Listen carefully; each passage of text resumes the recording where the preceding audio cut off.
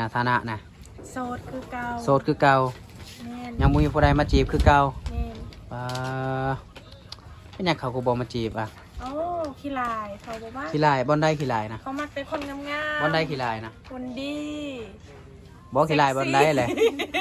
เอากะ ขอยสิให้ FC มาหอมแก้มเท่าเว้าขี้ลายนี่ ขี้ลายแหละกะโตกะอ้วนดำกะดำ เน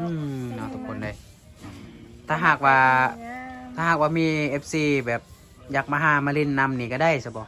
ได้ให้เพิ่นมาเบิ่งตัวจริงว่าประมาณนี้ประมาณนี้นะเอาผ่านบ่ผ่านนั่นแหละเนาะทุกคน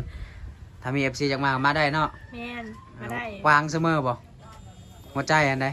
เปิดตลอดนั่นบ่มีใครมาปิดเก้ยทุกคนเลยเนาะถ้าหากว่าแบบมีผู้บ่าวมาจีบนี่เพิ่น